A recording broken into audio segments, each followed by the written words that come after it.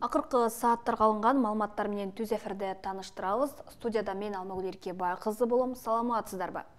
Кыргыз-тажик мамлекеттик чек арасын делимитациялоо жана демаркациялоо боюнча өкмөттүк делегациялардын кезектеги кеңешмеси Тажикстандын Дүйшөмбү шаарында өттү. Ага улуттук коопсуздук мамлекеттик комитетинин төрагасы Камчыбек Ташиев жана Тажикстандын улуттук коопсуздук мамлекеттик комитетинин төрагасы Саймумин Ятимов катышты. Кеңешменин жыйынтыгында тийиштүү протоколго кол коюлганын УКМКдан кабарлашты. Тараптар кийинки кеңешмени Кыргызстанда өткөрүүнү макулдашты.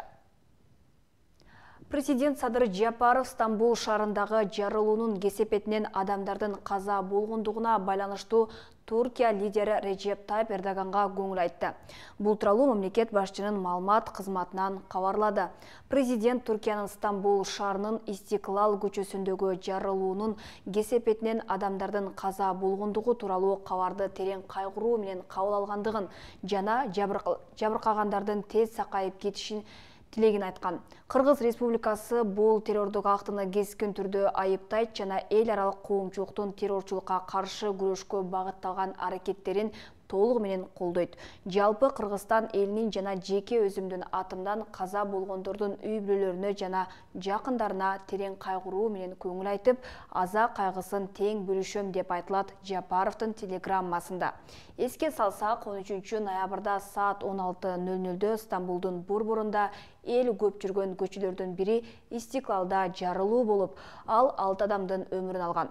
Кырсыктан жабыркагандардын саны 80ден ашты. Туркиянын президенти Режеп Тайып Эрдоган аймактын губернаторунун маалыматына таянып, террорчулуктун изи байкалып жатканын белгилеген. Тышкы иштер министри Жээнбек Кулубаев Бельгияга иш сапары менен учуп кетти. Бул тууралуу аталган министрликтен кабарлашты. Сапардын алкагында Кыргызстан менен Евро биримдиктин кызматташтык кеңешинин 19-чу жыйыны өтөт. Жолугушуунун жүрүшүндө Кыргыз Республикасы менен Евро биримдиктин ортосундагы эки тараптуу кызматташуу маселелери талкууланат.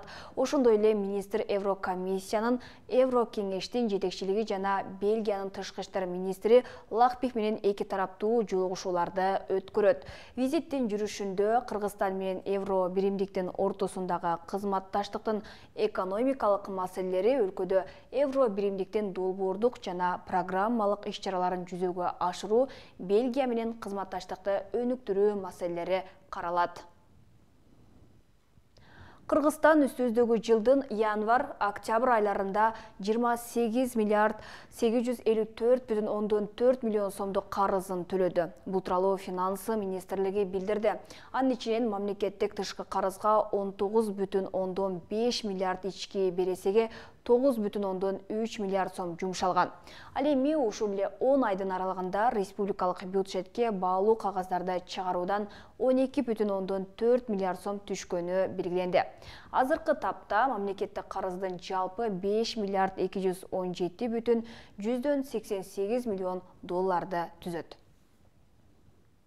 Бүгүн 15 ноябрда Жогорку кеңеште автомобиль жолдору жөнүндө мыйзам долбоорун талкуулоо боюнча парламенттик угуу өтөт. Мыйзам долбоору 2 октябрда биринчи окууда кабыл алынган. Парламенттик угууга катышуу үчүн депутаттар мамлекеттик органдардын, өкмөттүк эмес уюмдардын жана жарандык коомдун өкүлдөрү чакырылган. Мыйзам долбоорунун максаты автомобиль жолдорун долбоорлоо, куруу, реконструкциялоо, оңдоо жана аларды пайдалануу жаатындагы мамилелерди жөнгө салуу. Өзбекстандын президенти Шавкат Мирзиёев кызы Саида Мирзиёеваны президенттик аппараттын коммуникациялар жана маалыматтык саясат бөлүмүнүн башчысы кызматына дайындады. Бул тууралуу өлкө башчынын басма сөз катчысы Шерзод Асадов билдирди. Жаңы түзүлгөн бул бөлүм маалыматтык саясат жана коомдук пикирди изилдөө менен алектенет. Мындан тышкары маданият, билим берүү жана социалдык тармактардагы реформалардын жүрүшүн көзөмөлдөйт. Өзбек лидерінің улуу кызы Саида Мирзиёева 2019-2022 жылдар аралығында президенттік администрацияға қараштуу маалымат жана массалык коммуникациялар боюнча агенттиктин жетекчи орун басары кызматында иштеген. 2022 жылдан тарта улуттук масс медианы колдоо жана өнүктүрүү фондунун камкорчулар кеңешинин төрага орун басары кызматында иштей баштаган.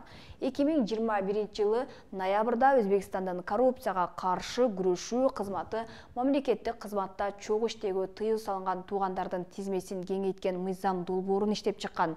Ага ылайык мамлекеттик кызматкер тууган менен бир мекемеде иштеп жатканын билгенден кийин 10 күндүн ичинде ал тууралуу жетекчилигине маалымат бериши керек болот. Бул талапты аткарбаган кызматкерлер үчүн $375-500 өлчөмүндө айып бул каралган.